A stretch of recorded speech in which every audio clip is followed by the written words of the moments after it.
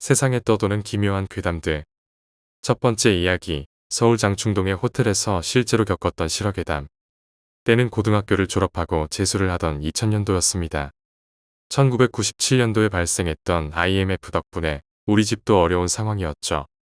집에서 용돈 받기가 미안해서 친구와 함께 여기저기 일자리를 알아보고 있었습니다. 그때는 지금처럼 인터넷이 보편화되어 있지 않았기 때문에 빈대시장을 수시로 확인했죠. 그러던 중 장충동에 있는 5성급 호텔에서 보안 요원을 구한다는 광고를 받고 우리 둘은 그렇게 호텔에 들어가게 되었습니다. 하는 일은 간단했습니다.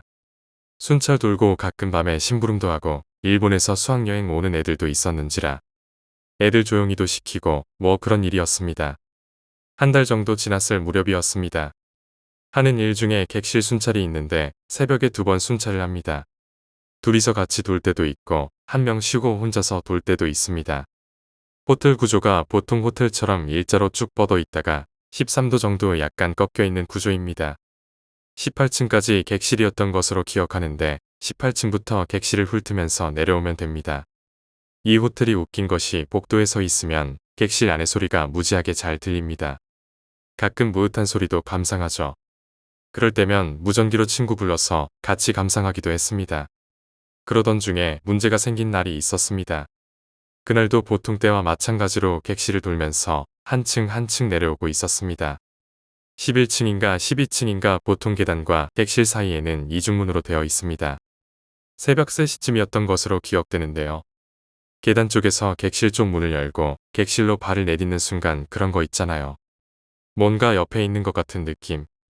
아무도 없는 새벽 3시 나 혼자 있는 느낌에 왼쪽을 쳐다봤습니다. 객실 끝쪽에는 의자가 2개 있습니다. 그중 한쪽 의자에 여자가 앉아 있더군요. 순간 엉치뼈부터 소름이 쫙 올라왔습니다. 순간적으로 인사를 했습니다. 안녕하세요. 그 새벽에 안녕하겠냐. 아니나 다를까 대꾸도 없고 다리를 꼰 자세 그대로 한쪽 벽을 주시하고 있었습니다. 순간 무서워서 그대로 반대편 쪽으로 발걸음을 옮겼고 객실이 꺾어지는 쯤에서 멈춰 섰습니다. 10초 정도였지만 걸어오는 내내 따라오지는 않을까 누굴까 생각하면 제 발걸음 소리만 크게 들리더군요. 궁금해서 살짝 꺾어진 벽 쪽으로 고개를 돌려 여자 있는 쪽을 봤습니다. 그런데 이런 젠장, 사람이 없습니다. 새벽에 아무도 없는 복도에 문소리도 발자국 소리도 없었는데 사람만 없어졌습니다. 순간 무전기로 귀신이야 라고 소리 질렀고 엘리베이터를 타고 1층으로 나와서 사람들 있는 곳으로 달려 나왔습니다. 밑에서 무슨 일이냐고 기다리고 있더군요. 전 본대로 얘기했고 사람들은 그냥 투수객이겠지 대수롭지 않게 생각하더군요. 하지만 보안팀장님께서 절 데리고 휴게실로 데리고 가시더니 자세히 말해보라고 해서 자세히 설명드렸더니 약간 얼굴이 어두워지시더니 사실 나도 예전에 비슷한 사람을 본 것 같다고 말씀하셨습니다. 얘기인즉슨 12층에 커피숍이 있는데 야간에 순찰 돌 때 소파에 누워서 잠을 자기도 하는데 어느 날 느낌이 이상해서 눈을 떴다고 합니다. 커피숍과 복도 사이에는 허리쯤까지는 벽이고 그 위로는 유리로 되어 있는데 키가 2m는 되어 보이는 여자가 걸어가고 있더랍니다. 너무 무서워서 숨소리도 못 내고 쳐다보고 있는데 그 여자가 출입구 쪽을 지나갈 때 다리가 안 보였답니다. 속으로 제발 그냥 지나가라고 빌었답니다.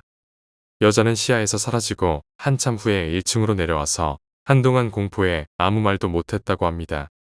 그 일이 있은 후에 저는 주차장 쪽 정산 관리로 옮겼고 그 일도 한 달 정도 하다가 그만뒀습니다. 추가로 친구는 제가 그만두고 한 달 정도 더 하고 그만두었습니다.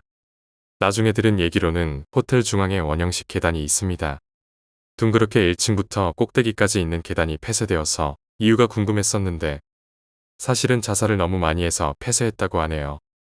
신문에도 나왔었다고. 그 일 이후로 호텔에 가본 적은 없습니다. 아직까지도 제가 본 것이 사람인지 귀신인지 정확히 모르겠지만 좋은 추억은 아니었습니다.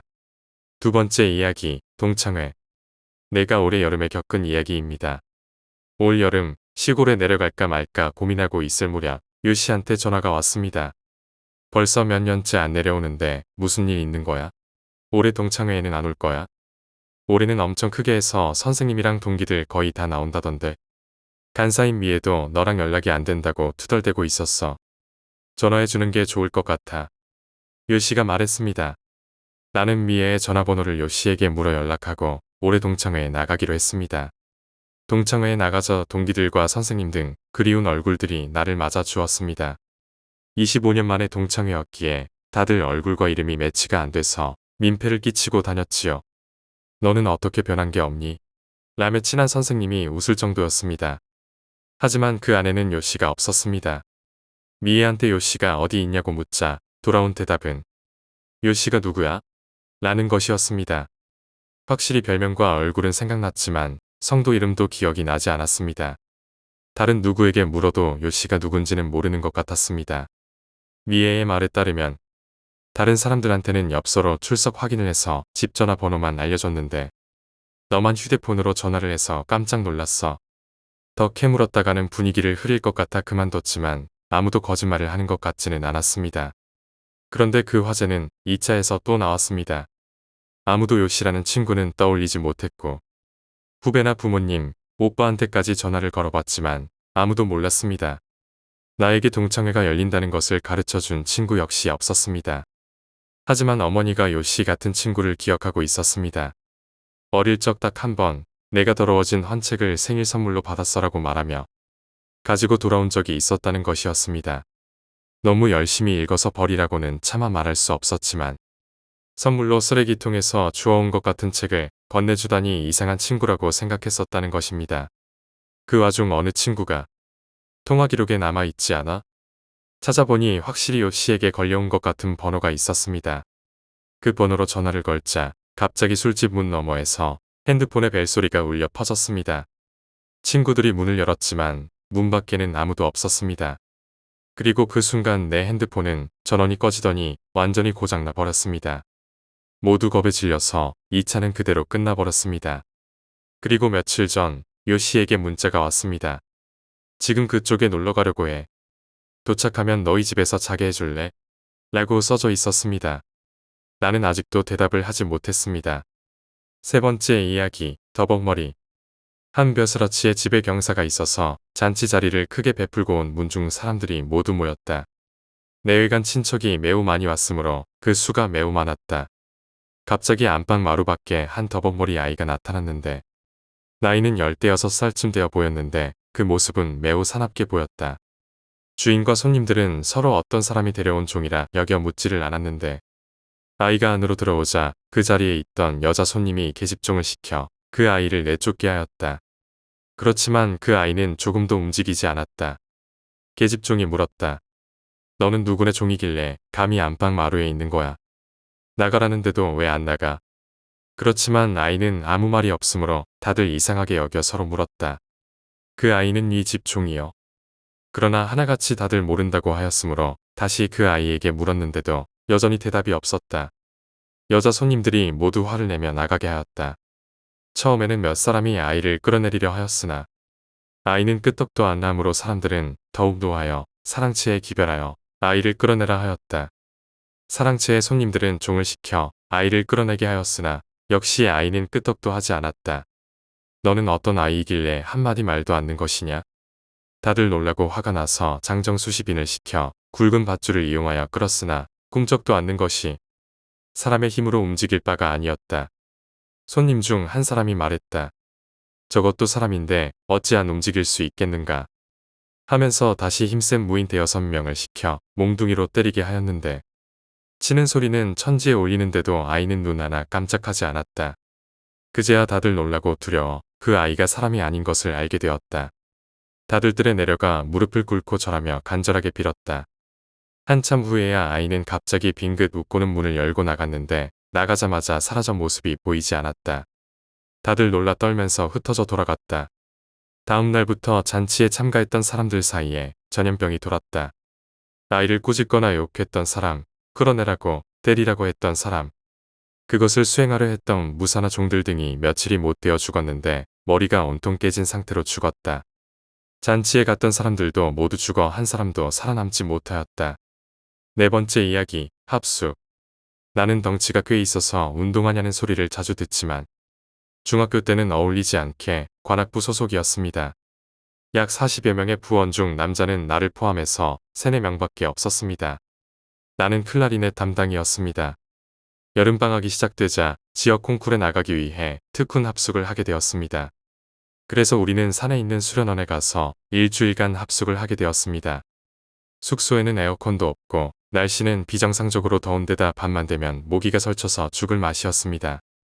하지만 콩쿨에서 좋은 성적을 거두고 싶다는 목표는 모두 같았기에 우리는 꾹 참고 열심히 연습했습니다. 그리고 그 무서운 사건은 합숙 5일째 밤에 일어났습니다. 그날은 저녁 연습이 끝난 후 부원 전원이 숙소 근처의 호숫가에서 불꽃놀이를 하게 되었습니다. 그런데 같이 클라리넷을 연주하는 S가 벌레가 많아서 싫어 라며 불꽃놀이에 가기 싫다고 했습니다. 어쩔 수 없이 우리는 S를 숙소에 두고 호수로 출발했습니다. S의 친구인 A, K와 함께 호숫가를 걷고 있는데 갑자기 A가 역시 S도 같이 오는 게 좋겠어. 데리러 가자. 라고 말해서 우리는 숙소로 돌아갔습니다. A는 S의 방으로 가서 S를 불렀습니다. 그런데 S가 없었습니다.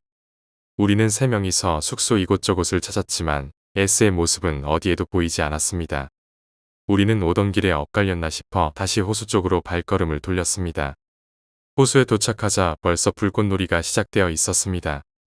우리는 거기에서도 S를 찾았지만 S의 모습은 이곳에서도 찾을 수 없었습니다.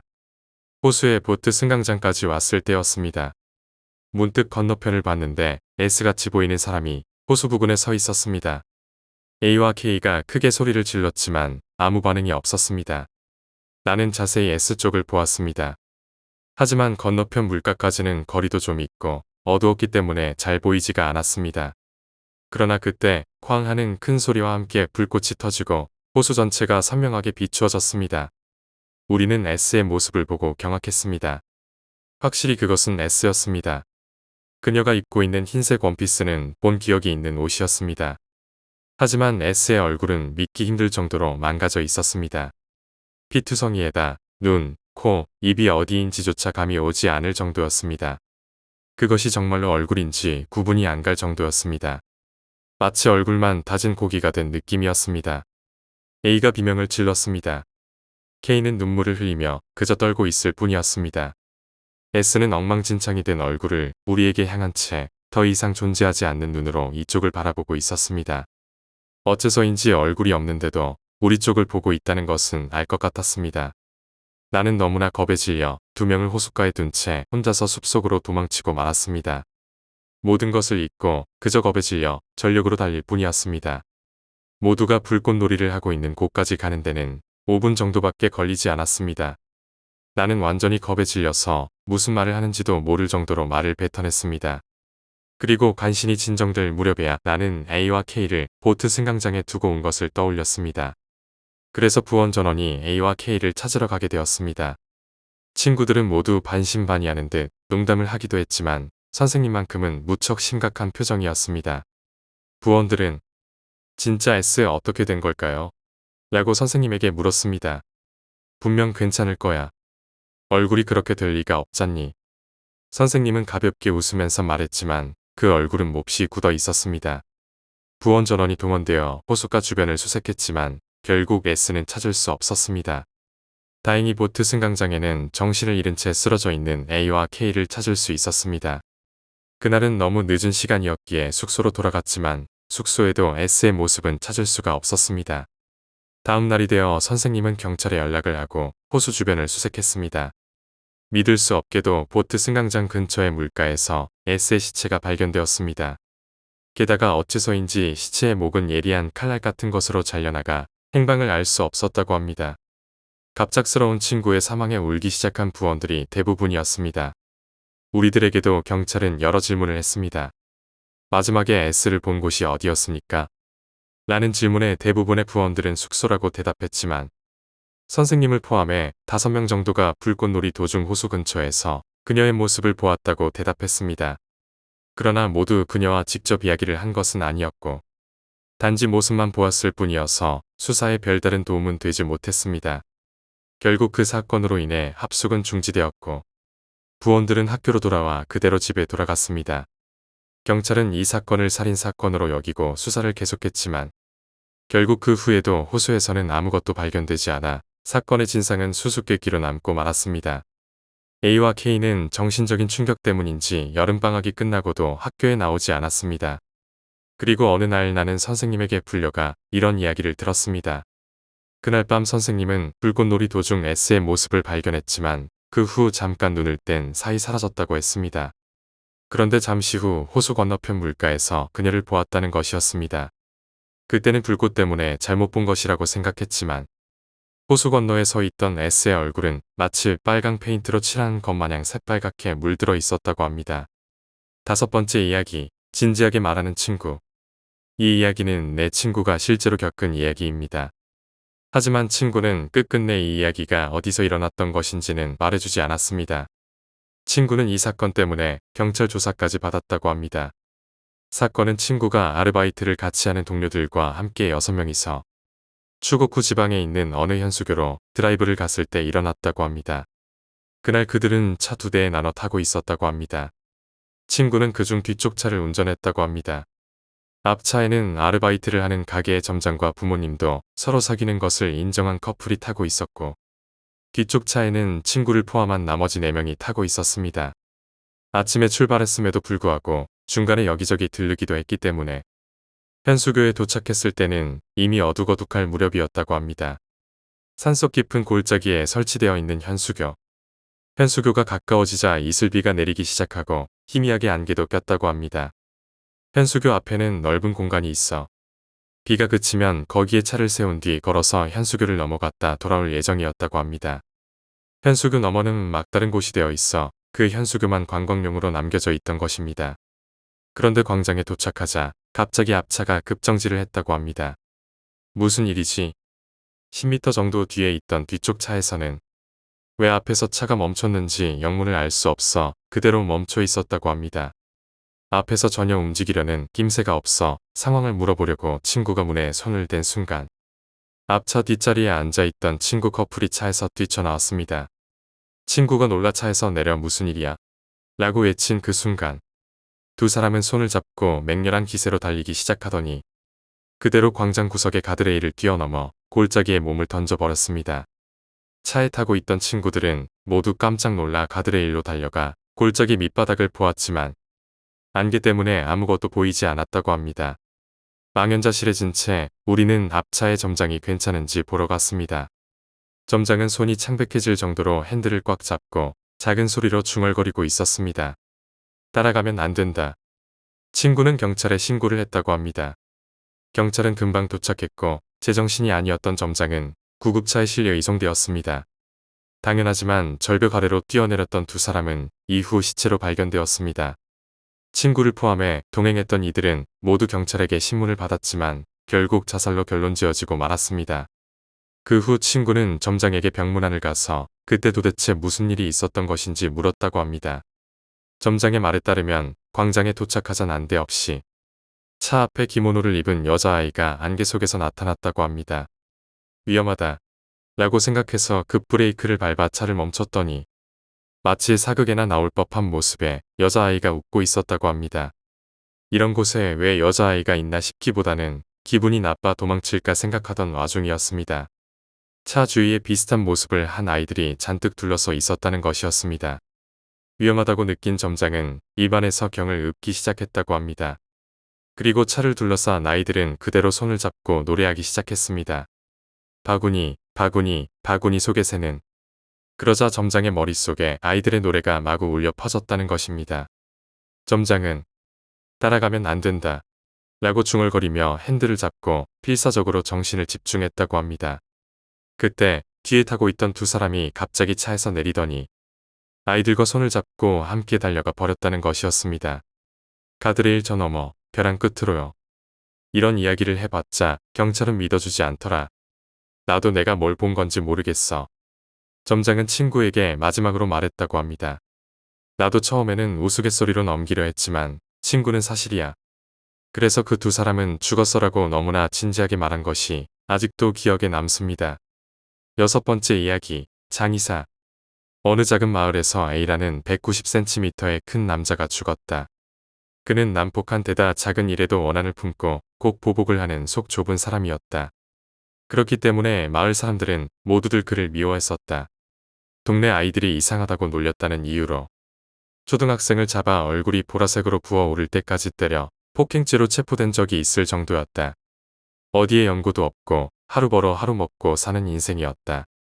게다가 매일 술을 마시고 있었기 때문에 결국 사이는 간경화였다. 작은 마을이었기 때문에 장의사는 한 명밖에 없었다. 하지만 장의사 B 역시 A를 무척 싫어하던 사람이었다. 그렇지만 동사무소에서 연고가 없어 염을 해줄 사람도 없다는 이유로 그에게 부탁을 했기 때문에 마지못해 최대한 싸게 장례식을 치르게 되었다. 적당히 시체를 닫고 제일 싼 관에 집어넣었다. 그리고 절에서 가장 인기 없는 스님을 무리해서 끌고 와 경을 읊도록 시켰다. 사건이 일어난 것은 장례 과정이 끝나고 관을 화장터에 옮길 때였다. 다른 장례식과 일정이 겹치는 바람에 A의 관은 영구차에 실을 수 없었다. 그래서 B는 트럭에 짐칸에 관을 싣고 A의 유체를 옮기기로 했다. 그리 먼 거리는 아니었지만 혹시 관이 떨어질까 걱정한 B는 스스로 짐칸에 타서 관을 지켰다. 딱히 비탈길이나 험한 길은 아니었기에 B가 짐칸에 탄 것은 어디까지나 만약을 생각한 것이었다. 하지만 얼마 지나지 않아 트럭이 돌을 밟는 바람에 갑자기 관이 크게 요동쳤다. 그리고 B는 짐칸과 관 사이에 다리를 끼어버렸다. 곧바로 병원에 옮겨졌지만 B는 무릎 아래 부분에 심한 복합 골절이 일어나 어쩔 수 없이 다리를 절단해야만 했다. 그런데 사고가 일어나고 얼마 뒤 이상한 소문이 마을에 돌기 시작했다. B의 사고는 자업자득이다. 라는 것이었다. 그 이야기는 장례식에서 경을 읊었던 스님의 입에서 나온 것이었다. B는 A의 장례식에 차마 돈을 쓰고 싶은 마음이 없었다. 그렇기 때문에 관도 가장 싼 관을 썼던 것이다. 하지만 190cm라는 큰 키인 A에게는 당연히 특별한 관이 필요했다. 7번째 이야기, 해변의 소녀. 이 이야기는 내 친척 형이 직접 겪은 일입니다. 형은 한적한 해변 마을에서 자랐고 그곳에서의 여름방학은 언제나 즐거운 추억으로 가득했습니다. 하지만 어느 여름 그곳에서 겪은 사건은 그의 인생을 바꿔놓았죠. 그 여름은 유난히 더웠고 형은 매일같이 친구들과 해변에서 시간을 보냈습니다. 파란 바다, 하얀 모래사장, 그리고 시원한 바람은 형에게는 천국과도 같았죠. 어느 날 형과 그의 친구들은 해변에서 수영을 즐기고 있었습니다. 그날은 특히 더워서 바닷물에 몸을 담그는 것이 유일한 피서 방법이었죠. 그때 형은 저 멀리서 이상한 느낌을 받았습니다. 해변 끝자락에 작은 소녀가 홀로 서 있는 것을 본 것이죠. 소녀는 하얀 원피스를 입고 있었고 검은 머리카락이 바람에 날리고 있었습니다. 처음에는 그냥 지나가는 관광객의 아이겠거니 하고 신경 쓰지 않았습니다. 하지만 시간이 지나도 소녀는 그 자리에 계속 서 있었습니다. 형은 점점 신경이 쓰이기 시작했습니다. 친구들에게 그 소녀에 대해 이야기했지만 친구들은 대수롭지 않게 넘겼습니다. 어떤 아이가 혼자 해변에 있을 리가 없잖아. 아마 부모님이 근처에 있을 거야. 형도 그런가 보다 하고 넘기려 했습니다. 그날 저녁, 형과 친구들은 해변에서 캠프파이어를 하며 시간을 보내고 있었습니다. 밤이 깊어가자 친구들은 하나둘씩 집으로 돌아갔고 형도 자리를 정리하고 집으로 가려 했습니다. 그때 다시 그 소녀가 보였습니다. 이번에는 더 가까이, 바로 해변 근처에 있었습니다. 소녀는 여전히 하얀 원피스를 입고 있었고 무언가를 찾는 듯한 표정이었습니다. 형은 용기를 내어 소녀에게 다가갔습니다. 여기서 뭐하고 있니? 부모님은 어디 계셔? 형의 질문에 소녀는 아무런 대답도 하지 않았습니다. 대신 큰 눈으로 형을 바라보았습니다. 그 눈에는 깊은 슬픔이 담겨 있는 듯했습니다. 형은 순간적으로 소름이 돋았습니다. 괜찮아, 집이 어디야? 내가 데려다 줄게. 하지만 소녀는 여전히 말을 하지 않았습니다. 형은 소녀를 데리고 해변을 벗어나 마을로 향했습니다. 마을로 들어서자 사람들은 하나둘씩 그들을 쳐다보았습니다. 형은 주변 사람들에게 소녀에 대해 물어보았지만 아무도 소녀를 본 적이 없다고 했습니다. 그때 마을의 한 노인이 형에게 다가왔습니다. 이 아이는 여기서 본 적이 없네. 혹시 바다에서 온 게 아닐까? 노인의 말에 형은 순간 등골이 오싹해졌습니다. 무슨 말씀이세요? 바다에서 왔다니요? 노인은 형을 바라보며 말했습니다. 옛날부터 이 마을에는 전설이 있어. 바다에서 소녀가 나타나면 그 마을에 큰 재앙이 닥친다는 이야기야. 그 소녀는 바다의 영혼이래. 바다에서 죽은 사람들의 영혼을 대신해서 이 땅을 찾아온다고 하더군. 형은 그 말을 듣고 더욱 혼란스러워졌습니다. 소녀를 다시 바라보았지만 소녀는 여전히 아무런 말도 하지 않았습니다. 형은 소녀를 데리고 경찰서로 향했습니다. 경찰에게 상황을 설명했지만 경찰 역시 소녀에 대해 아는 바가 없었습니다. 소녀는 결국 경찰서에 남겨졌고 형은 집으로 돌아갔습니다. 다음 날 아침, 형은 이상한 꿈을 꾸고 깨어났습니다. 꿈속에서 그는 바닷속을 걷고 있었습니다. 바닷속에는 수많은 영혼들이 떠돌고 있었고 그들 중 하나가 소녀였습니다. 소녀는 형에게 다가와 손을 내밀었습니다. 형은 손을 잡으려 했지만 그 순간 깨어났습니다. 형은 꿈에서 깨어나자마자 경찰서로 달려갔습니다. 하지만 소녀는 이미 사라진 후였습니다. 경찰은 밤새 소녀를 지켜봤지만 아침이 되자 소녀는 흔적도 없이 사라졌다고 했습니다. 형은 소녀를 다시 찾기 위해 해변으로 향했습니다. 해변에는 여전히 소녀의 흔적이 남아 있었습니다. 형은 소녀가 서 있던 자리에 서서 바다를 바라보았습니다. 그리고 그 순간 소녀의 목소리가 들려왔습니다. 고마워요. 이제 편히 쉴 수 있을 것 같아요. 형은 그 목소리를 듣고 눈물을 흘렸습니다. 소녀의 영혼이 평화롭게 쉬기를 바라며 형은 그 자리를 떠났습니다. 이후로 형은 그 해변에서 소녀를 본 적이 없습니다. 하지만 여전히 그 여름날의 기억은 형의 마음속에 깊이 남아 있습니다. 형은 매년 여름이 되면 그 해변을 찾아 소녀를 떠올리곤 합니다. 그 소녀는 어디에서 왔는지, 왜 형에게 나타났는지 여전히 알 수 없지만 형은 그녀가 이제 평화롭게 쉬고 있을 것이라고 믿습니다. 8번째 이야기, 숲속의 저택. 이 이야기는 내 친구 지훈이 겪은 이야기입니다. 지훈은 대학 시절 건축학을 전공하면서 특히 오래된 건물과 저택에 관심이 많았습니다. 여름방학이 되면 그는 종종 전국을 돌아다니며 유서 깊은 저택을 찾아다녔습니다. 그의 여름도 예외는 아니었습니다. 지훈은 친구들과 함께 한적한 시골 마을에 있는 오래된 저택을 조사하기로 했습니다. 그 저택은 한때 부유한 지주가 살던 곳이었지만 지금은 버려져 폐가가 되어 있었습니다. 마을 사람들 사이에서는 그 저택에 대한 여러 소문이 돌고 있었습니다. 저택에 들어간 사람은 돌아오지 못한다는 이야기, 밤마다 저택에서 이상한 소리가 들린다는 이야기 등 많은 미스터리한 이야기들이 있었죠. 하지만 지훈과 그의 친구들은 그런 소문을 믿지 않았습니다. 그들은 단지 저택의 건축 양식과 역사를 조사하는데 관심이 있었습니다.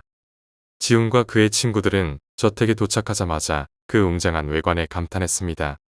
저택은 고딕 양식으로 지어졌으며 커다란 문과 높이 솟은 탑이 인상적이었습니다. 그러나 가까이 다가가자 저택은 오랜 세월 동안 관리되지 않아 곳곳이 허물어져 가고 있었습니다. 그들은 저택 안으로 들어가기 위해 문을 열었지만 문은 쉽게 열리지 않았습니다. 힘을 주어 문을 열자 오래된 나무 문이 삐걱거리며 열렸습니다. 저택 안은 어두컴컴했고 먼지와 거미줄이 곳곳에 걸쳐 있었습니다. 지훈과 그의 친구들은 손전등을 켜고 조심스럽게 저택 안을 탐험하기 시작했습니다.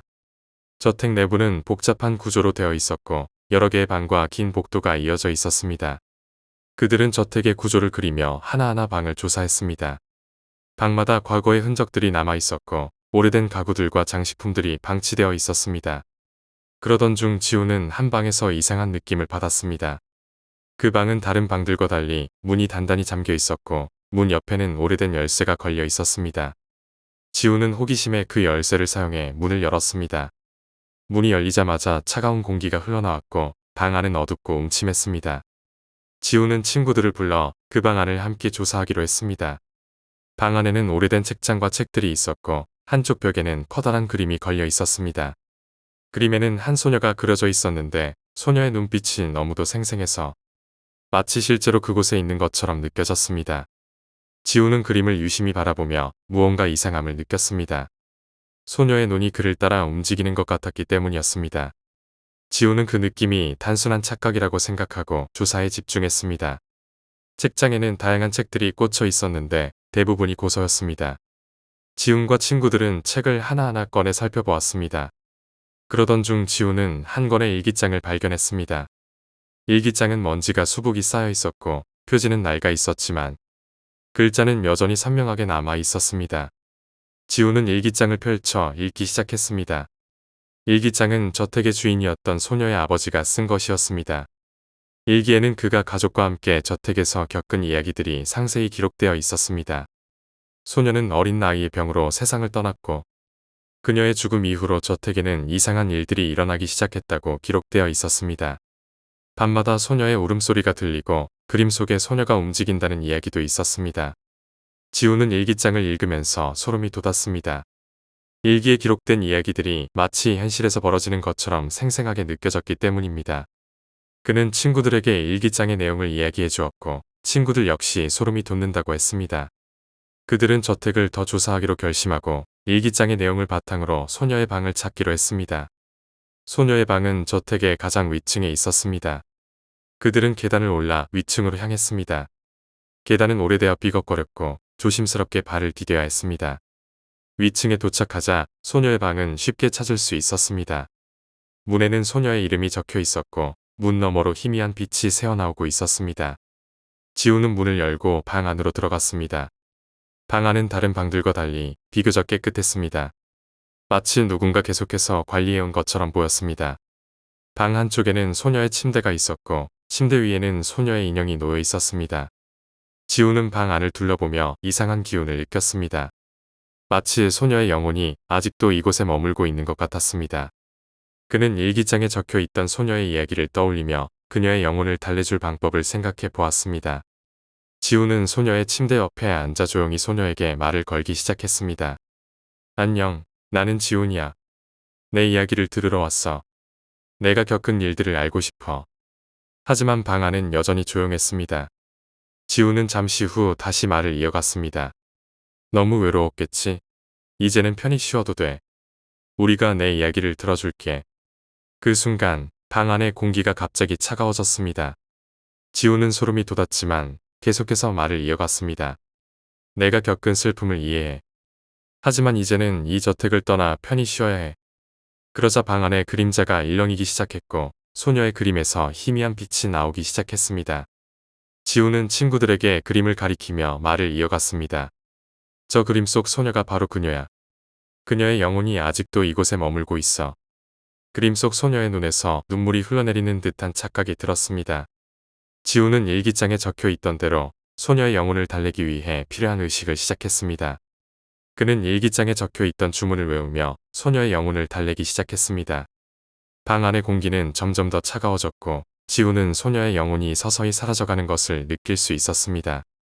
마지막으로 지우는 소녀에게 작별 인사를 했습니다. 그 순간 방 안의 차가운 공기가 사라지고 다시 따뜻한 기운이 감돌기 시작했습니다.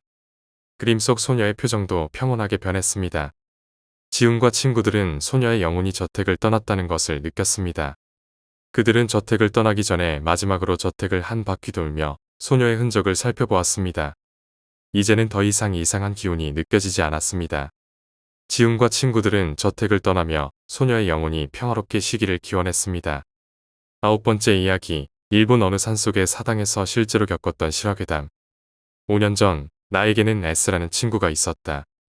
S와는 고1 때 만났는데 S는 무서운 이야기를 좋아해서 나도 자연스레 무서운 이야기를 좋아하게 됐고 둘이 같은 괴담 동지로서 모여 같이 심령 스폿 방문하기도 했다. 하지만 나는 동아리 활동도 해야 했기 때문에 S는 낮부터 혼자 다양한 장소를 자주 돌아다녔다고 한다.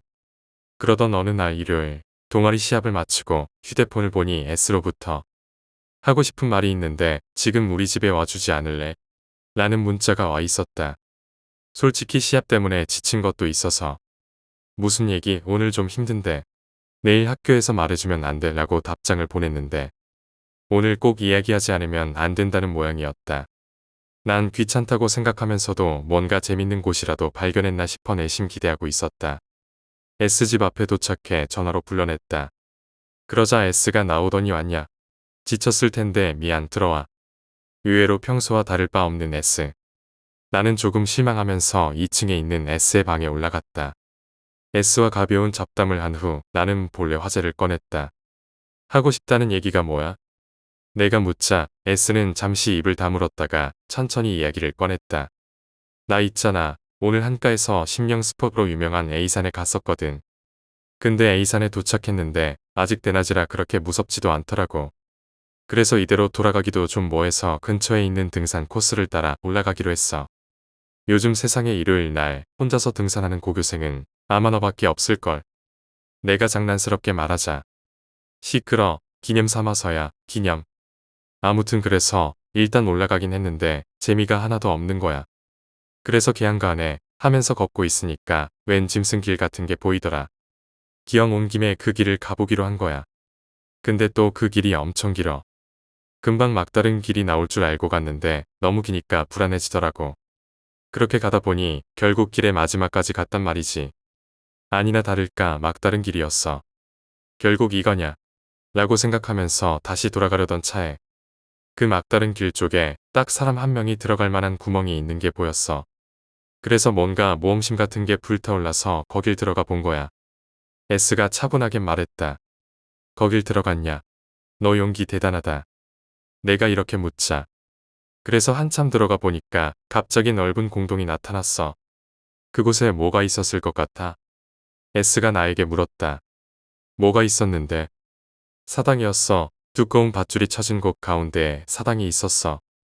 S가 말했다. 진짜냐? 무슨 영화 같은 전개네. 내가 심드렁하게 대꾸하자. 나도 처음엔 믿기지 않았지. 그래서 난 그 사당에 가까이 다가갔어. 사당에는 작은 문이 달려 있었고 부적이 붙어 있었어. 난 여기까지 왔는데 저지를 수밖에 없다고 생각해서 부적을 떼고 문을 열었어. 그 안에 뭐가 있었는지 알아? S가 물었다. 뭐가 있었는데? 모기야. 아니 정확히 말하자면 두개골. 그 사당에는 두개골이 모셔져 있던 거야. 게다가 말이야. 그 두개골이 조금 이상했어. 뭔가 작은 인간의 두개골이랑 조금 다른 듯한. 아니, 뭐 순간적으로 본 거기도 하고. 사람 두개골을 실제로 본 적이 없으니까 내 기분 탓이라고 생각하고 있긴 해. 그 이야기를 들은 순간 등줄기에 한기가 스며들었던 것을 지금도 기억하고 있다. 너 그거 좀 위험한 것 같은데. 내가 말하자. 역시 그렇지. 나도 본 순간 이건 진짜 큰일이다 싶어서. 바로 문 닫고 부적도 다시 붙인 뒤에 몇 번이고 사과하고선 도망치듯 집으로 오긴 했어. 이렇게 S가 말했다. 그게 그걸로 끝날 리가 있냐. 내일 학교 끝나면 바로 신사로 가서 신주님께 사정 말씀드리고 바로 불제 받아 나도 같이 갈 테니까. S는 나에게 내일 불제를 받겠다며 고맙다고 했다. 결국 그렇게 나는 이야기를 전부 들은 뒤 의외로 시간이 많이 지나서 석연치 않은 마음을 안고 그대로 집에 돌아갔다. 그 다음날 담임으로부터 옆반의 S군이 죽었다는 이야기를 들었다. 나는 반광난 상태로 담임에게 자세히 물어봤지만 담임도 자세한 상황은 모른다는 것 같았다. 나는 수업을 째고 S의 집으로 달려갔다. 그러자 S 집에는 경찰에 와 있었고 집 안에 들어가지 못하게 되었는데 그것을 보고 있던 S의 어머니가 안으로 들어가게 해주셨다. 울부짖는 S의 어머니께 눈 딱 감고 사정을 물어보았더니 아침에 S의 어머니가 평소와 같이 S를 깨우러 가보니 침대 위에 누워있던 S가 목만 깔끔하게 없어진 채 죽어 있었다고 한다. 난 머릿속이 새하얘졌다. 그 뒤 감정한 결과 그 사체는 S라 판단되었으나 머리는 결국 발견되지 않았다고 한다. 나와 S의 가족은 경찰들로부터 절대로 소문이 퍼지지 않도록 강하게 함구되었으며 그 사건은 미해결 사건으로서 어둠에 묻혀버렸다. 나는 그 누구에게도 이 이야기를 할 생각이 없었다. 그렇다면 어째서 5년이 지난 지금 이 이야기를 하게 되었을까? 사실 최근 같은 꿈을 여러 번 꾸고 있다. 사당 옆에서 웃으며 손짓을 하는 S를 보는 꿈. S의 머리는 아마 사당 안에 있을 것이라 생각한다. 일단 오늘 신사에 가서 신주님에게 전부 이야기를 하고 왔으니 이야기를 풀어보겠다. 간결히 말하면 신주님 말. 지금 나에게서는 원념이나 저주라고 할 만한 무서운 것은 특별히 느껴지지 않는다고 했다. 신주님도 잘 모르는 것 같았지만 모셔져 있다는 것으로 보아야 옛날 이 지방에서는 무시무시한 행사나 풍습이 존재했던 모양으로 그중 하나일 가능성이 있다는 것이었다. S의 어머니께는 아직 말씀드리지 않는 편이 좋다는 것과 반드시 영적인 것이 관련되어 있다고 단언할 수 없다는 것. 꿈에 대해서는 일단 신경 쓰지 않도록 하고 만일 내용에 변화가 있다면 바로 연락할 것 등의 이야기를 들었다. 그리고 다음 주 목요일에 그 신주님과 신주님의 동료분과 나 셋이서 그 사당이 있는 곳을 조사하러 가보기로 했다. 나는 가지 않는 편이 좋다고 말씀하셨지만 나도 가보고 싶어서 신주님께 간절히 부탁드린 끝에 동행하게 됐다. 나는 지금까지 일단 이 지방에 있었다는 무서운 행사나 풍습에 대해 조사해보기로 했고 신주님들의 발목을 붙잡고 싶지 않기 때문에 그 신사가 있는 장소를 어느 정도 특정해 보려고 한다. 결과부터 말하자면 그냥 평범하게 하이킹하고 끝이었다. 목매는 줄은 몇 군데 발견했지만 다른 건 전혀 발견할 수 없었다. 사당이라는 게 정말로 있기나 한 건지 이런 생각을 하던 와중 막 S의 꿈을 꾸었다. 평소와 같은 꿈이었다. S는 정말 불길한 기운도 느껴지지 않을 정도로 보기 좋은 미소를 짓고 있었다. 죽기 전과 완전히 같은 모습으로 그렇게 아무 말도 않고 이리와 이리와 하며 손짓을 하고 있다. 만일 이 꿈에 변화가 온다면 나에게 무슨 일이 벌어지는 걸까? 라고 생각하면 정말로 무섭다. 오늘 신주님과 그 동료분과는 9시에 만나기로 했다. 하지만 아까 일기예보를 보니까 비가 내린다는 것 같다. 괜찮을까? 확실히 아무 일도 없지는 않겠지. 일단 집에 메모를 남겨두고 산속을 걸어갈 땐 맨 끝에서 따라가야겠다. 하지만 내가 거의 이틀을 돌아다녀도 찾지 못할 정도였으니까 오늘 갑자기 발견할 수 있을 거라는 확신은 없다. 일단 그저께와 어제와는 다른 길을 가볼 생각이다. 그리고 S에 대해 자세히 쓸 필요가 없다고 생각해서 생략했었지만 어제 동네 친구와 문자를 주고받으며 새롭게 알게 된 게 있다. S와는 고1 때 같은 반에서 만나서 친해졌다. 2학년이 되어서는 다른 반이 되어서 서로의 반을 오가며 놀기도 했다. 사건이 벌어진 건 고등학교 2학년 때이다. 또 정확히 하자면 지방신문에 사건 기사가 올라와 있었다. 나나 S의 가족은 함구하도록 부탁받았기 때문에 아마도 근처 이웃이 밀고 했다고 생각한다. 나는 보지 못했지만 친구의 말에 의하면 자세히는 설명되지 않았고 자살 정도로 올라와 있었다고 한다. 경찰의 말에 따르면 일단 자살로는 생각되지 않는다고 했다. 자신의 목을 절단하는 것부터가 불가능하고 거기다 목을 옮기는 건 역시 절대로 불가능. 하지만 타살이라기엔 S가 저항한 흔적도 없는 데다 다른 외상도 없기 때문에 이것도 좀 어렵다고 했다. 하지만 가능성이 있다면 타살일 것이다 라고 말씀하셨다. 그래서 지방신문에서 자살로 떴다는 말을 들었을 때는 왜 어째서? 라고 생각했다. S의 가족은 왜 반론하지 않은 걸까? 하고 그 당시에 생각했다. 그리고 이건 나도 어제 알게 된 것인데 지금 S네 가족은 더 이상 그때 집에서 살지 않는다고 한다. 원래 S의 가족 구성원은 S, S의 형, S 어머니, S 아버지 이렇게 4인 가족이었는데 아무래도 그 다음에 S의 형이 사고로 죽은 데다가 S의 어머니가 머리가 이상해져서 어딘가로 이사 가버렸다고 한다. 그래서 아마 S의 머리가 발견되었다고 하더라도 연락이 될지는 잘 모르겠다. 제가 알고 있는 S의 정보는 이 정도다. 결과부터 말하자면 신주님이 갑자기 약속을 취소했다. 오늘 9시까지 내가 신사로 찾아가니까 신주님이 계시긴 했는데 내가 신주님께 그럼 신주님 가볼까요? 라고 말하자. 신주님은 아니, 그거 말인데. 미안, 역시 못 가겠어. 전에는 내 얘기를 듣고 도와주고 싶다고 생각했었어. 자신도 이 지방에 복잡한 사정이 있었다는 걸 자주 듣기도 해서 흥미를 가지기도 했고 나 신주잖아. 그래서 직업적으로 만약 그런 곳에 갔다가 씌어버리기라도 하면 정말 웃기는 상황이 돼버리니까. 그래서 정말로 미안. 그리고 말이야, 너 혹시 혼자서 그 산에 다녀온 건 아니지? 신주님이 말했다. 아니요, 안 갔어요. 그래, 그럼 다행이고. 너도 더 이상 신경 쓰지 않는 편이 좋아. 꿈속에서도 말야, 혹시 내가 무의식적으로 너 자신을 탓하고 있던 건 아니야? 내 무의식만큼 꿈속에 영향을 잘 끼치는 건 없어. 그럼 오늘은 같이 못 가주신다는 말씀이세요? 그렇게 될 것 같아. 정말로 미안. 연락하려고 보니까 내 연락처도 몰랐고 말이야. 그래서 사죄하는 겸 일하기엔 좀 그렇지만 우리 아버지한테 이 이야기를 해봤어. 그러니까 재밌는 이야기를 해주시더라고. 이렇게 말씀하시며 신주님이 이 마을에 얽힌 이야기를 해주셨다. 그리고 몇 시간 뒤. 오늘 정말로 미안했어. 또 꿈 때문에 신경 쓰이는 일이 있으면 언제든지 찾아와. 상담이라면 얼마든지 받아줄 테니까. 그리고 말이야, 몇 번씩 말했지만 그 산에는 더 이상 가까이 가지 않는 편이 좋아. 보니까 지금 너에게는 아무것도 씌어있지 않지만 긁어부스럼이라는 말이 있잖아. 그런 놈들이 자주 있어. 오봉대 재미 반으로 무서운 것에 씌어가지고 오는 놈이라든가. 뭐 나도 오늘 가면 위험해졌을지도 모르지만. 신주님이 말했다. 나는 알겠다고 대답하고는 나왔다. 신주님이 전해준 이야기를 이렇다. 옛날 산 골짜기에 속세와 연락을 단절한 마을이 있었다. 어느 날 여행자가 찾아가 보니 전부 몰살되어 문해불출의 마을이 되어 있었다.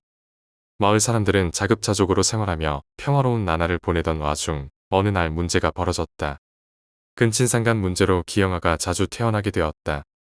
기영아로 태어난 아이들은 살려둬도 도움이 되지 않기 때문에 사람들끼리 입을 모아 태어나자마자 기영아라는 것이 밝혀지는 대로 아이를 살해하기로 했다. 어느 날 마을에 기묘한 병이 유행했다. 치료법도 알지 못한 채 마을 사람들은 점점 죽어나간다. 마을 사람 중 누군가 말했다. 기영아의 저주라고. 마을 사람들은 지푸라기라도 잡는 심정으로 사당을 만들어 기영아의 뼈를 모시기로 했다. 그래도 기묘한 병은 멎질 않았고 마을 사람들은 전멸하고 말았다. 이후 그 패촌이 된 마을을 방문한 여행자가 일기를 발견하여 이 정보를 알게 되었고 후세에 전했다. 그리고 또 하나 이 이야기에 다른 케이스가 있다. 마을 사람들이 공모하여 이 마을을 방문하는 여행자를 데려와 마을 여자와 성교를 시킨 뒤 아이를 낳도록 했다. 아이를 낳게 한 뒤 정보가 새어나가지 않도록 여행자를 죽이게 되었다. 다시 평화로운 일상이 이어지던 어느 날 마을 여자가 갑자기 죽어버렸다. 누군가 말했다. 여행자의 저주라고. 그리고 또 하나. 옛날 속세와 연을 끄는 마을이 있었다. 산에는 도깨비가 살고 있었다. 그 도깨비는 인간의 누나를 아주 좋아해서 마을을 습격해 인간을 잡아다 누나를 먹어버렸다.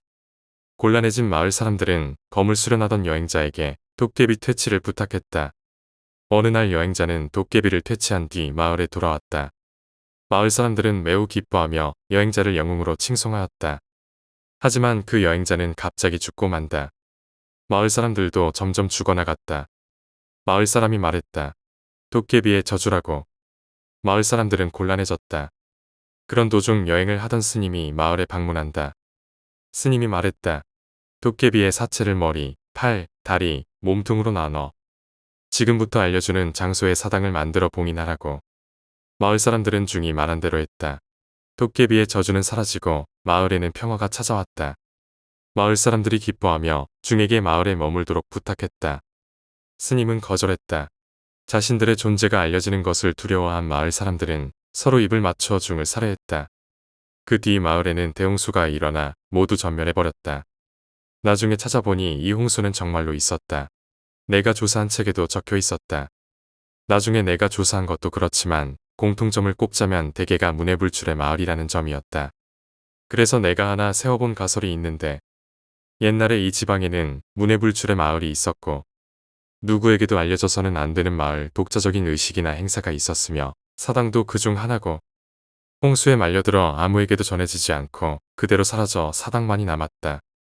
나는 신주님의 말처럼 꿈에 나오는 S를 무시하기로 했고 그날의 일은 기억 속에서 지우기로 했다.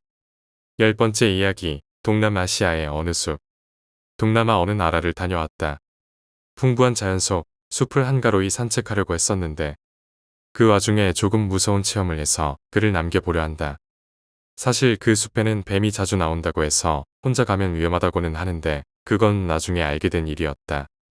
내가 체험한 건 뱀과는 관계없는 일이기도 하고 스마트폰 GPS를 믿고 다소 무리하면서도 조금 깊은 숲까지 들어갔었다. 낮이었는데도 문득 정신을 차리니 어쩐지 어둑어둑하고 기분 나쁜 곳에 서 있었다. 이전까지 들리던 새나 벌레 울음소리도 어느덧 뚝 그치고 주변은 죽은 듯 조용했다. 그러는 와중 갑작스레 저 멀리 앞에서 타탁 하고 나무를 치는 듯한 소리가 들려오기 시작했다. 숲속에서 갑작스럽게 소리가 울려 퍼지기는 했지만 그리 신경은 쓰지 않았다. 아마 뭐가 나무에 부딪히기라도 한 거겠지. 그런데 잠시 뒤 그 소리가 들린 것과는 반대편인 뒤쪽에서 타탁하는 소리가 들려왔다. 무슨 소린가 생각하고 있자니 이번에는 내가 서 있는 곳 오른편 저 멀리에서도 타탁하는 소리가 들려왔다. 이때부터는 뭔가 기분 나쁜 예감이 들기 시작해서 돌아가려고 했다.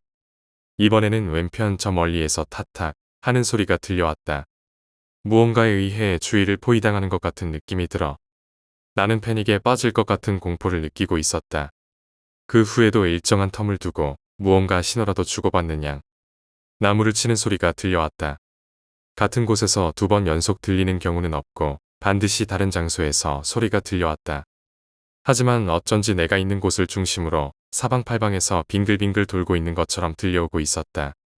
무슨 종교적 의식 같은 건가 생각하고 있자니 그 고리가 점점 좁혀져 오고 있는 것 같다는 느낌이 들기 시작했다. 소리가 조금씩 다가오고 있는 게 느껴졌던 것이다. 등골이 오싹했다. 그리고 마침내 끊임없이 주변을 둘러싸듯 소리가 울려 퍼지기 시작했다. 타탁, 타탁. 그쯤 되자 완전히 포위되어 완전히 나를 목적으로 노리고 있다고 느끼고 있었다. 그래서 나는 여권과 휴대폰만 가방에서 꺼내 가방은 그대로 버려두고 도망치기 시작했다. 옷이 더럽혀지는 것도 신경 쓰지 않고 땅바닥을 기었다.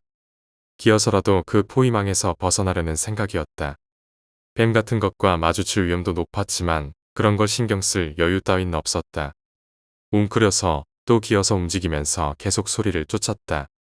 그러는 도중 포위에 오는 소리 중 한 곳을 바로 곁에서 지나쳤다. 타탁 하고 엄청나게 큰 소리가 10m 정도 떨어진 곳에서 들려왔다. 나무를 치는 소리와 비슷했지만 아마 나무를 치는 소리가 아닐 것이다. 그렇게 큰 소리가 날 정도로 온 힘을 다해 나무를 친다면 어디서 그러고 있는지 금세 모습을 발견할 수 있을 터였다. 결국 누가 소리를 내는지 어떻게 소리를 내는지는 알 수 없었다.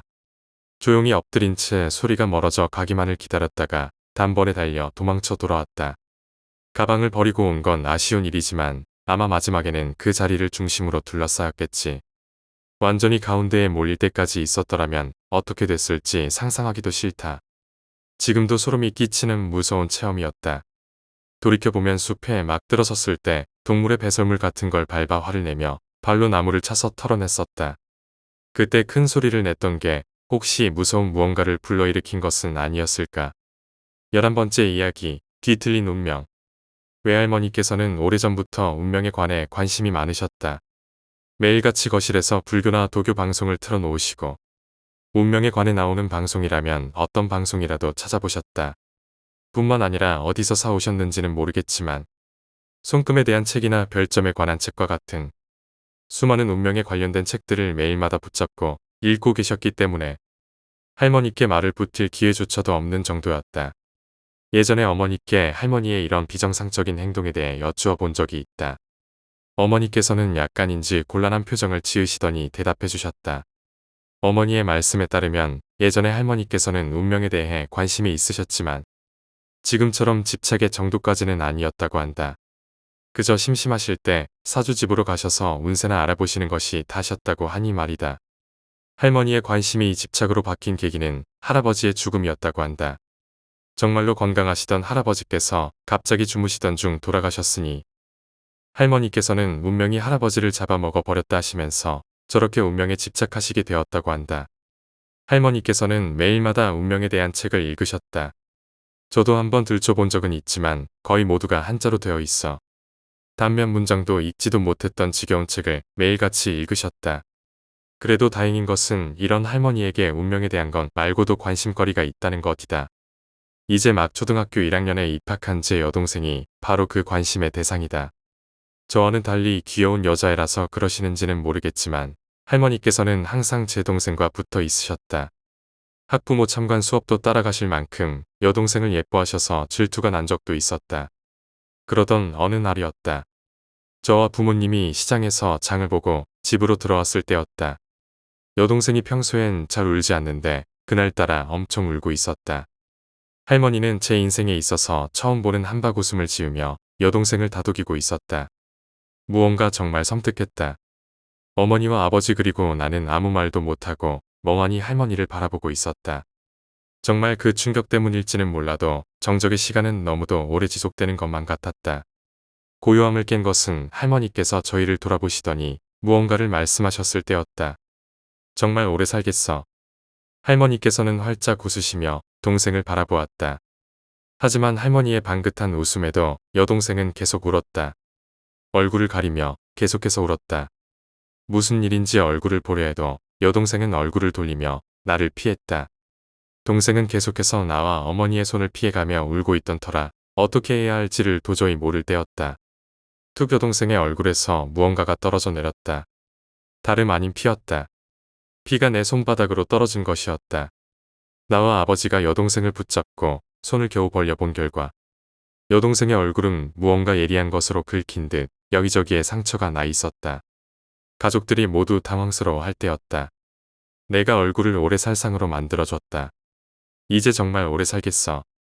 할머니께서는 그 사건이 있은 후 몇 주 후에 돌아가셨다. 아버지도 할머니를 따라 정확히 이런 일이 있고 3달 뒤 자동차에 치여 돌아가셨다. 어머니도 몇 주 전 돌아가셨다. 이제 이 넓은 집에 남은 것은 나와 내 어린 여동생이다. 모두가 죽어버리고 말았다. 반년 사이에 나는 모든 가족을 잃어버리고 말았다. 할머니를 선두로 계속해서 가족들이 3개월마다 죽었다. 할머니께서 돌아가시고 9개월이 흘렀으니 아마 이제 내 차례일 것이다. 할머니, 어머니 그리고 아버지가 차례로 돌아가시고 남은 것은 나뿐이니깐 말이다. 머리를 감싸고 자리에서 일어섰다. 어떻게든 동생은 살아남아야 한다고 꼭 살릴 것이라고 마음속으로 다짐했다. 병원에도 돌아다녀보고 무당집도 많이 돌아다녀봤다. 용하다는 무당에서부터 도교의 선인들까지 온갖 곳을 돌아다녔다. 오늘은 동생과 같이 절에 가볼 생각이다. 그곳에서 동생을 안전하게 남겨두고 나는 돌아올 예정이다. 내 죽음에 충격받는 동생의 모습을 보고 싶지 않았기 때문이다. 동생만큼은 꼭 무사했으면 한다. 다음 날 동생과 나는 아침 일찍 집을 나섰다. 내가 언제 어떻게 죽을지도 모르는 상황에서 동생과 붙어 있으면 동생도 위험할 것이라 생각해 아침 일찍 나간 것이다. 도착한 건 오후 1시, 예상보다 비교적 덜 걸려 절 입구에 도착했다. 여동생은 아침에 일어난 것이 힘들었는지 아까 전부터 옆에서 졸며 걷고 있었다. 너무 졸려 보이는 듯해서 절까지 업고 올라갔다. 절에서 처음 만난 스님께서는 굉장히 젊으셨다. 보통 내가 생각하던 스님은 50대에서 80대 사이의 흰 수염의 스님이었는데 20대 초반의 젊은 스님이어서 약간 의아했다. 젊은 스님의 안내를 받아 동생과 들어간 곳은 주지 스님의 방으로 보이는 듯한 약간이지만 넓은 방이었다. 나무로 만든 탁자와 서랍과 같은 평범한 가구가 닿았지만 지금까지 요란하기만 했던 다른 무당들이나 음침했던 선인들의 집과 비교해봤을 땐 오히려 정말로 믿음이 갔다. 스님께서는 방금 전까지 어디를 다녀오셨는지 대략 30분 정도를 방 안에서 기다린 다음에야 겨우 만날 수 있었다. 주지 스님께서는 슬며시 방으로 들어오시고 나와 여동생 앞에 앉으셨다. 그리곤 여동생의 손을 잡으시곤 여동생의 눈과 나의 눈을 번갈아 바라보시며 한참이고 그렇게 계셨다. 동생분께서 너무 오래 사셨습니다. 주지 스님께서 처음으로 나를 보시고 꺼낸 말씀이었다. 동생과 나는 어리둥절하며 주지 스님을 바라보았다. 누군가 인위적으로 수명을 눌렀습니다. 사람이 제 명대로 살지 못하면 불행이 일어나는데 딱 그 상황입니다. 사람이란 원래가 운명에 따라 사는 법입니다. 수명도 하늘이 정한 것이지요. 수명은 가족들마다 정확히 그 몫이 나누어져 있습니다. 어머니께서 하늘로 돌아가셨는데 아버지께서 장수하시거나 고아들의 수명이 일반인들보다 긴 것도 그 이유지요. 이런 수명 즉 운명을 바꾼다면 가족들은 큰 불행을 겪게 됩니다. 분명 여기를 찾으시기 전에 어머니, 아버지, 할머니께서 차례로 돌아가신 것도 그 이유일 겁니다. 동생분의 원래 수명은 9개월 전에 이미 끝났어야 합니다. 누군가가 바꾼 운명 때문에 아직도 살아있는 거지요. 남은 가족들의 생명력을 빨아들여 지금까지 버틴 것입니다. 온몸이 떨려왔다. 동생이 그런 악한 존재의 일리가 없다고 마음속으로 외쳤다. 아마 당신도 이번 주 내로 하늘로 돌아가게 될 겁니다. 떨리는 마음을 진정시키려 동생을 바라보았다. 동생은 너무도 태연했다. 아버지, 어머니 그리고 할머니가 돌아가신 것이 바로 자기 때문인 것을 모르는지 그 표정이 너무 순수해 보이기만 했다. 아무래도 저희 절에서 동생분을 맡아야겠습니다. 절은 속세와 다른 곳. 이미 운명의 거대한 강 속에서 빠져나간 아이는 다른 곳에서는 몰라도 이곳만큼은 안전할 것입니다. 당신도 마찬가지고 말입니다. 동생과는 그 날을 끝으로 더 이상 얼굴을 보지 못했다. 그리고 나는 살아남았다. 부모님이 돌아가신 후 나는 일해야만 했다. 고등학교도 돈이 없어 못 다니게 되었고 그저 아르바이트에 매달려 생활했다. 평소 꿈꾸고 있던 미래도 어느 순간 내 머리에서 사라졌다. 한번 뒤틀린 운명은 다시 되찾을 수 없다고 한다. 조상들이 운명을 받아들여라라고 하신 이유가 무엇인지 이제 알 것 같다. 내 운명을 바꾸려다 다른 사람을 죽이고 또 아프게 하기에 그저 받아들이라고 한 것이다. 오늘도 아침 일찍 나가 하루 종일 일하다 돌아왔다. 아버지, 어머니, 할머니 그리고 동생이 함께 살았던 그때가 그립다. 12번째 이야기, 마을의 저주. 어느 작은 마을에는 오래전부터 전해져 내려오는 무서운 전설이 있었다. 이 전설은 마을 사람들 사이에서만 은밀하게 전해졌고 외부 사람들은 잘 알지 못했다. 그 전설은 마을 외곽에 위치한 오래된 저택과 관련이 있었다. 저택은 오랜 세월 동안 버려져 있었고 마을 사람들은 그곳에 가까이 가지 않으려고 했다. 그 저택에는 저주받은 가족이 살았다는 이야기가 있었다. 마을 사람들이 그 저택을 두려워하게 된 이유는 여러 가지 사건 때문이었다. 수십 년 전 저택에 살던 가족이 갑작스럽게 사라졌다. 그들은 마을에서 가장 부유한 가문이었고 누구도 그들이 왜 사라졌는지 알 수 없었다. 하지만 그들의 실종 이후 저택 주변에서 이상한 일이 발생하기 시작했다. 밤마다 저택에서는 불길한 소리가 들렸고 저택 근처를 지나가는 사람들은 이유 없이 공포를 느꼈다. 마을 사람들은 점점 더 저택을 멀리하게 되었고 결국 저택은 완전히 버려졌다. 몇몇 용감한 사람들이 저택에 들어가 보려고 했지만 들어갔던 사람들은 모두 무사히 돌아오지 못했다. 그들은 미쳐버리거나 사라져버렸다. 그래서 마을 사람들은 저택 근처에 가지 않기로 했다.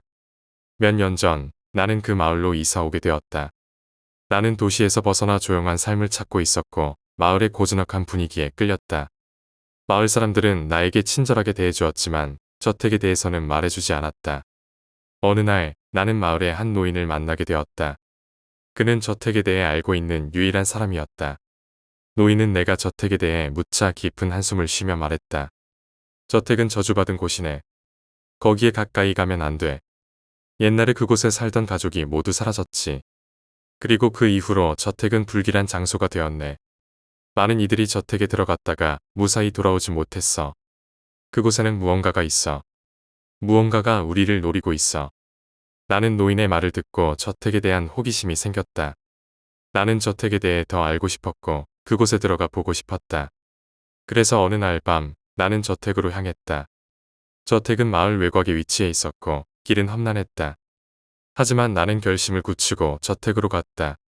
저택에 도착했을 때 나는 숨을 죽였다. 저택은 오래된 나무로 지어져 있었고 곳곳이 무너져 내리고 있었다. 나는 문을 열고 저택 안으로 들어갔다. 저택 내부는 먼지와 거미줄로 가득했다. 나는 조심스럽게 발걸음을 옮기며 저택을 탐험했다. 그러던 중 나는 저택의 중심에 있는 큰 방에 도착했다. 방 안에는 오래된 가구들이 어지럽게 놓여 있었고 벽에는 가족 사진들이 걸려 있었다. 나는 그 사진들을 보며 가족의 실종에 대해 생각했다. 그때 갑자기 방 안의 온도가 급격히 떨어졌다. 나는 한기를 느끼며 주위를 둘러보았다. 그 순간 나는 방 한구석에서 무언가 움직이는 것을 보았다. 나는 놀라서 뒤로 물러났다. 그곳에는 한 여자가 서 있었다. 그녀는 낡은 옷을 입고 있었고 얼굴은 창백했다. 그녀는 나를 바라보며 말했다. 왜 여기에 왔나요? 나는 두려움에 떨며 대답했다. 저는 그저 이 저택에 대해 알고 싶어서 왔습니다. 이곳에 무슨 일이 있었는지 알고 싶어요. 여자는 슬픈 미소를 지으며 말했다. 우리는 이 저택에서 행복하게 살았어요. 하지만 어느 날 우리 가족은 저주를 받았어요. 우리는 모두 사라졌고 이 저택은 저주받은 장소가 되었어요. 당신도 여기에 있으면 위험해요. 어서 나가요. 나는 여자의 말을 듣고 급히 저택을 빠져나왔다. 밖으로 나오자마자 나는 숨을 몰아쉬었다. 저택에서의 경험은 나에게 큰 충격을 주었다. 나는 그 후로 저택에 대해 더 조사해 보았다. 마을 기록을 찾아보니 저택에 살던 가족은 저주를 받은 것이 아니라 어떤 비밀을 숨기고 있었다는 것을 알게 되었다. 그 가족은 사실 마을의 어둠의 비밀을 알고 있었다. 마을에는 오래전부터 내려오는 비밀스러운 의식이 있었고 그 의식은 마을의 평화를 지키기 위한 것이었다. 하지만 그 가족은 그 비밀을 알게 되었고 그로 인해 저주를 받았다. 그들은 마을 사람들에 의해 사라진 것이었다. 나는 이 사실을 알고 큰 충격을 받았다. 마을 사람들은 저택의 비밀을 숨기기 위해 그 가족을 없앴고 저택을 저주받은 장소로 만들었다. 나는 이 사실을 마을 사람들에게 알리기로 결심했다.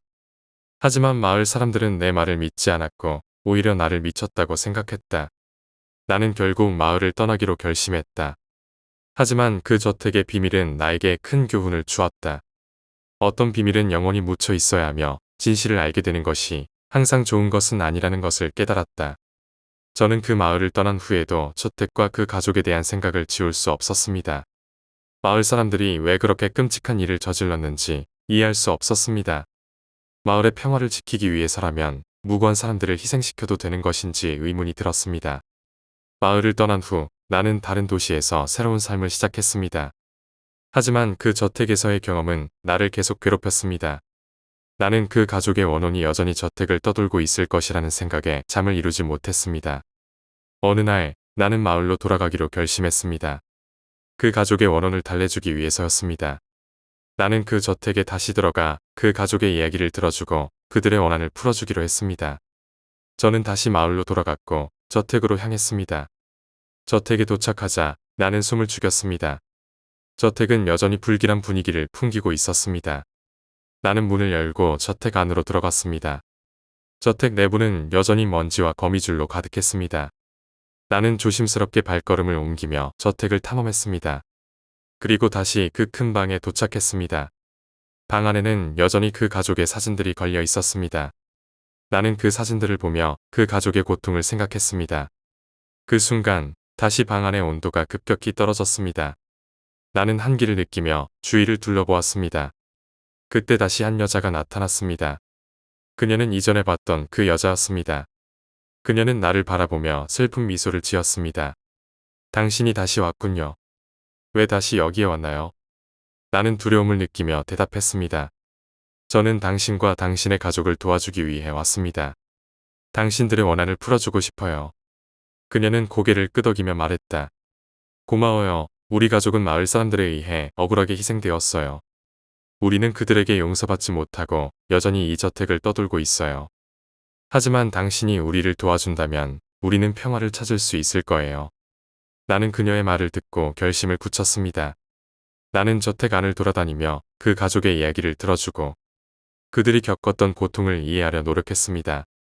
그 과정에서 나는 그 가족이 얼마나 큰 고통을 겪었는지 깨닫게 되었습니다.